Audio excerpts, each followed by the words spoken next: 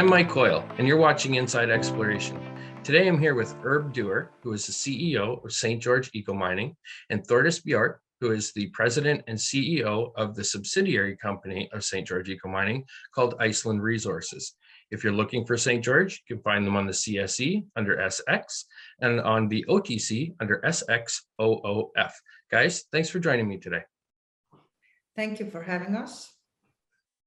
Good to be here. So I've been waiting a long time to have this interview with the two of you because Iceland was actually one of my very first interests in St. George Eco Mining. I find it to be very fascinating geologically, and I believe it's a world of opportunity. And recent work would suggest that you're really trying to establish yourselves as an exploration company or the exploration company in Iceland. So can you guys start off, maybe Thordis, by letting us know what it is that you're doing to establish yourself within the country in the mineral exploration space? Yeah, lately and the last 18 months, we have been structuring the infrastructure of the company here in Iceland. It's very important to have a good presence here. We have been establishing a relationship with the government, with the city council. We now have new facilities here in Iceland with a lab where we can pre-exam our course and have our meetings and invite our guests here. So that has been really good for us. We are also hiring Icelandic people for the company here in Iceland. Everything that we are doing is based on that we are staying here for the next 20 years or 30 years. Since, like everybody knows, it's a long term to explore and find the gold, but we have been putting together all the data that we have collected. Our data is now based on over 100 years of knowledge. We are working very closely with Hjalti, who is a geologist here in Iceland that we bought the company from 2 years ago. And he's in our advisory board, and he's helping us putting all the data in the right place. So we are making files of every exploration for us. So we are working on getting established here and having everything in the right place. So there is a lot of things that they are doing here in Iceland. That's terrific. I'm looking forward to seeing you develop Iceland Resources as you go through the gold projects. But something that was kind of on my mind, Herb, I'm going to flip over to you here. Can you talk about the hydro dam project? This is something that came with the previous management's tenure. It looks like a nice asset. It looks like it's going to be developed at some point, but can you give us a bit of an update on that? We own 15% of the project. And currently, from the documents that I've reviewed, we're moving forward with permitting. There's a lot of positive response around the proposed lake that would be developed once the project is built. Right now, it's a clay-based lake that dried out, and so every time there's winds, it blows dust all over the place, and the people that have houses around there would really rather see water than dust. So I think it's going to go forward. I think the government's very positive about it, but I can't tell you anything more about where we're at as far as decision process and or even the capital costs that are going to be involved. I can though say that at the moment the government is really in favor of the energy exchange process in Iceland, and without saying anything that we all know in Iceland, I mean, we are working on establishing the next move there and putting up new dams and windmills, and is part of that. So we are at the right time, at the right place, with the right property. And the right people. Yeah, and the right people hopefully too. So let's talk about the volcano. You know, that was kind of a big point of interest. You guys both went out and visited as it was erupting last year. I got to see a few pictures, and hopefully we have a few more to share here with people.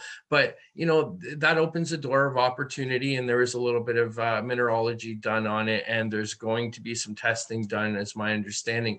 Do you have any hope for the material coming out of the volcano, Herb Thordis, based on what you've seen and tested? I'll take that one briefly. We did some XRF work on some of the lavas that were coming out, and it was fairly positive in high titanium and iron values. However, collecting a large enough bulk sample and hauling it away from the volcano at present has been a bit difficult. So we generally either hike in for several miles, or we have to take a helicopter, which generally is full of people and not enough room for a lot of sampling. That's fair. Okay, something else that you guys have targeted in Iceland is, and working in conjunction with geothermal power companies, is that they have sediments that build up in their pipes, by my understanding. And this has always been a point of interest for me. I always wondered, do you guys have a process that you can extract minerals from the fluids themselves? But then this came up with the sediments. So can you guys talk a little bit about the process and what you're hoping to develop out of this? I think you have to go there, Herb. Okay. Yes. So it's what we find is that at the choke point where the fluids are coming out, the effluent from the well, it's caking up with very high grades of copper and zinc and some precious metals, and it actually is filling up the void to the point where they have to change it out occasionally. The question is whether or not that mineral content is getting into the holding ponds at the source. And so we're going out and we're doing a testing program to determine what elements are in there and whether or not they're recoverable. And so we're in the process of doing that. We've got an agreement with one of the geothermal companies to initially do that, but there are a number of them throughout the island, and each one could be different. So we'll be doing further testing on those as well as we get together with those various companies. So you're also talking about having a presence in Iceland from a battery recycling perspective. And I think it makes sense, you know, geographically, you can target some areas that would otherwise be unattainable. Is this something that you foresee coming to Iceland almost indefinitely, is the battery recycling process, or maybe not necessarily battery recycling, but the metallurgical facility to extract some of these minerals in conjunction with your geothermal testing? In Iceland, we are still working on the regulation of the recycling of car batteries. And we are a very small island, and we are only 350,000 people. So it's difficult to set up costly factories here. So what we have been doing, we have agreements with other countries for recycling. And we would like to start on that with Canada. We are already been talking to stakeholders here in Iceland and how we could make or set up agreement about that. That would be the start, I think. But it's also very important, if we can do it less costly, we could set up a factory in Iceland. And that is probably a possibility, as the procedure where St. George is working on is not as expensive as other methods. So it could be a possibility in the future. So I found it interesting when I visited over there recently that the preponderance of electric cars is quite large compared to the population. It's 20 to 25,000 electric cars that are in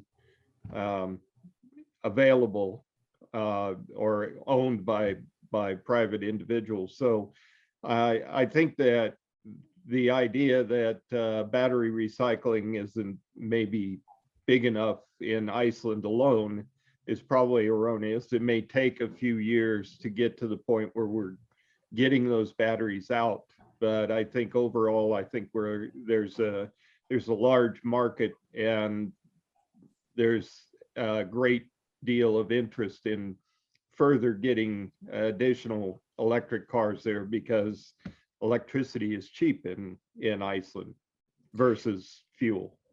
We also have what they're working on in Iceland is that when you import the car, the responsibility lies with the company that is the manufacturing the car.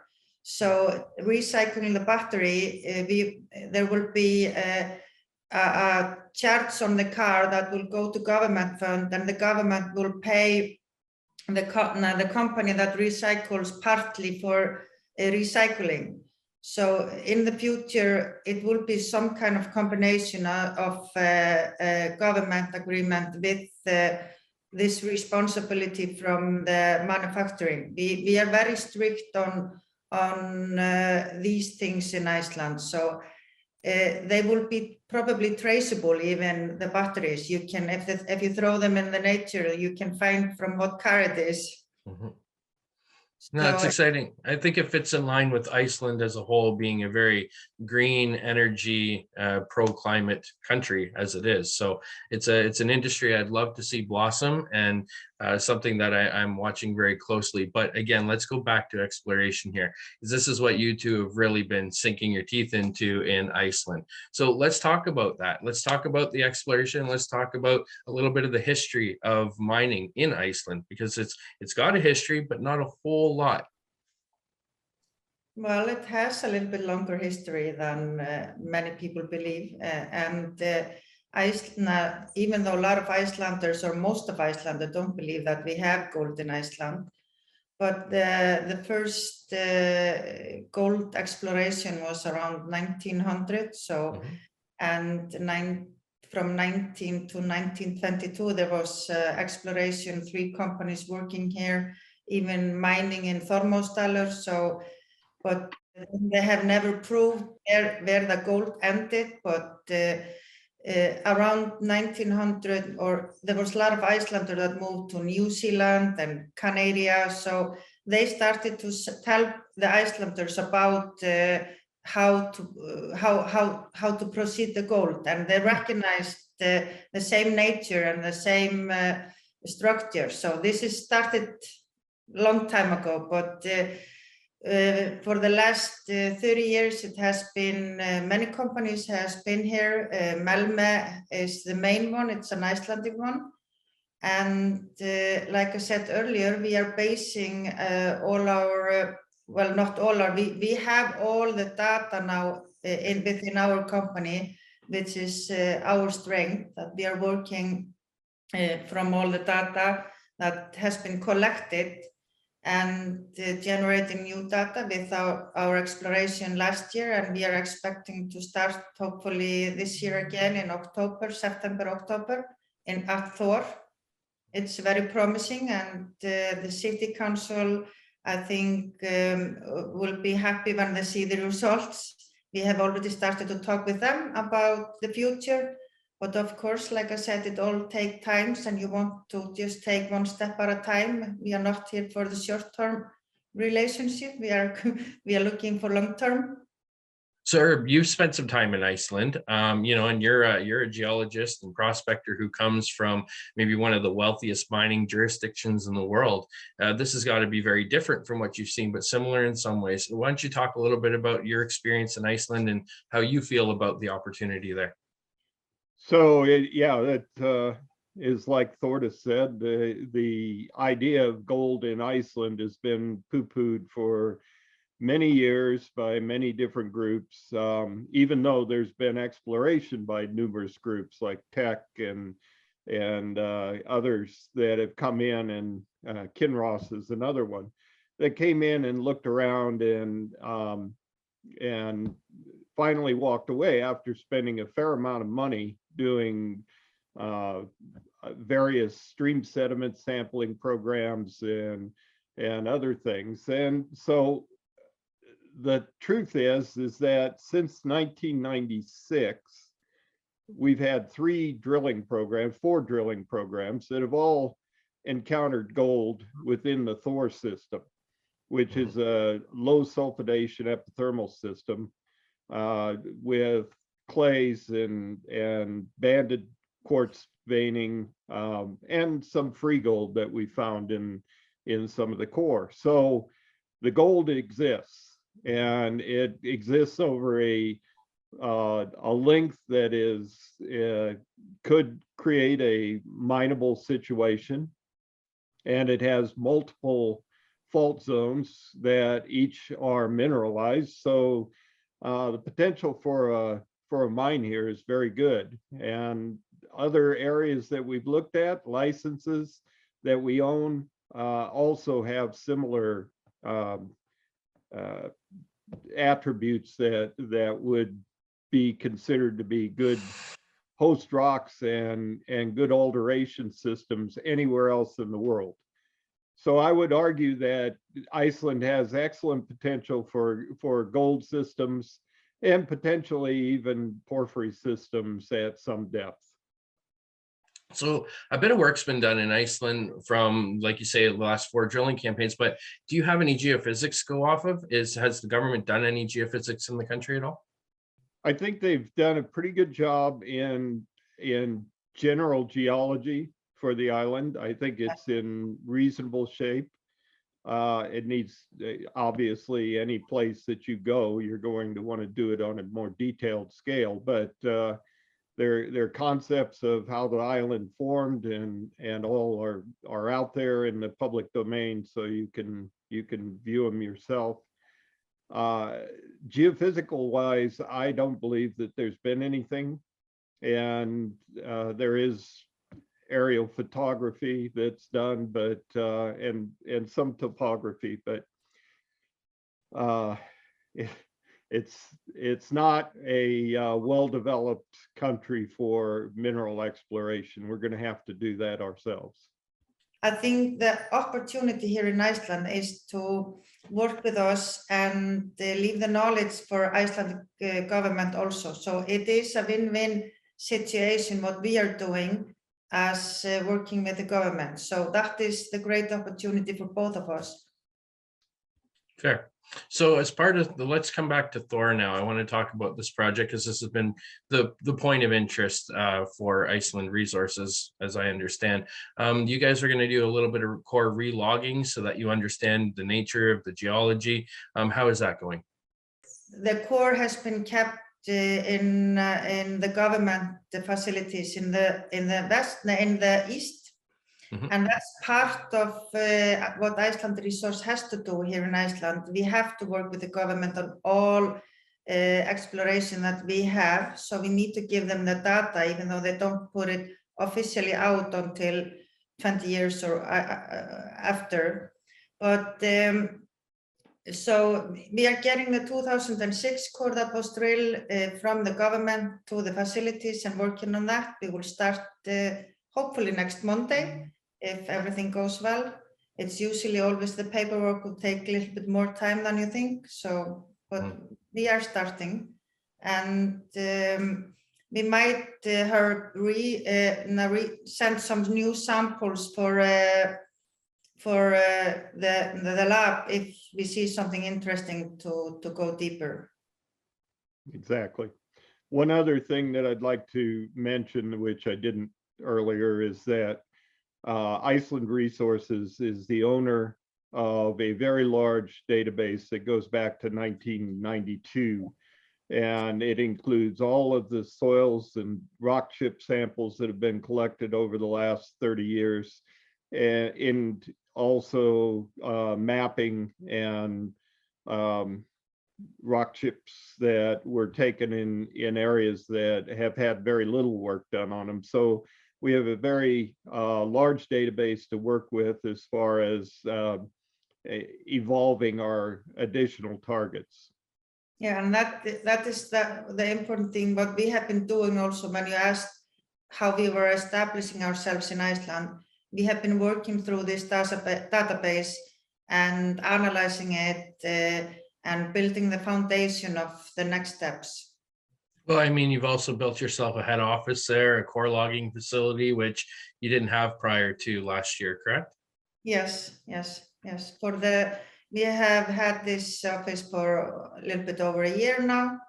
We got it raw and remodeled it ourselves. We worked on it, and what we did, it's part of our core that we everything here is old. We used old furniture. We painted them. Everything is recycled at the office as much as possible as we can.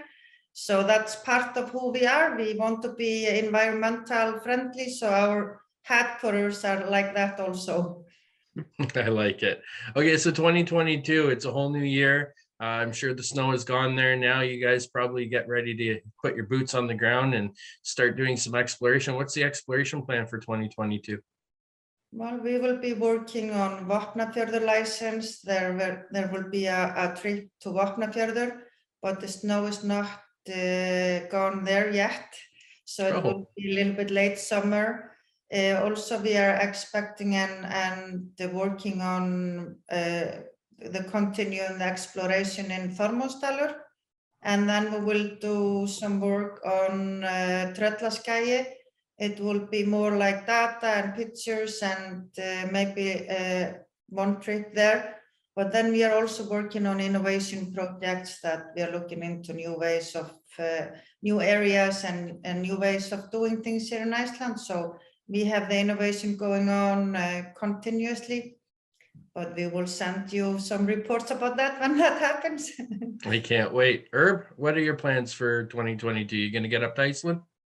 Yeah, I hope to. Depends on COVID and travel restrictions and everything else, but yes, that would be ideal. And I would say that along with what Thordis just said, we're also looking at relogging all those core.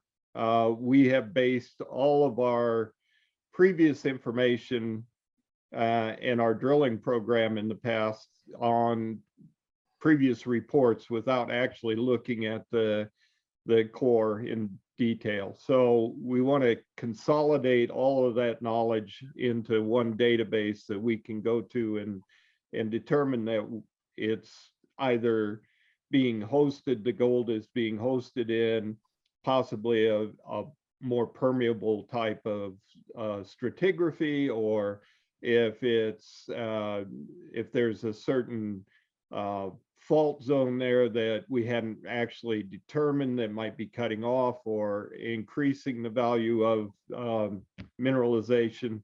All of that information is available in those core, but we haven't actually gone back and logged them with the same intensity that we've logged our more recent core. Well, I'm looking forward to seeing some of the results from that, or reports rather. But let's just wrap things up here, guys. So give us your closing thoughts. Thordis, why are you so excited about Iceland and the opportunities that you have in front of you? Well, Iceland always, we are a small country, but we want to take a lead in everything that we do. And we like that, like the energy exchange, we are establishing ourselves there. And for the mining, I think the opportunities here is to think a little bit bigger and think about the new technology. I have been looking into technology and the new way of how we do things. There is a lot of new development almost there.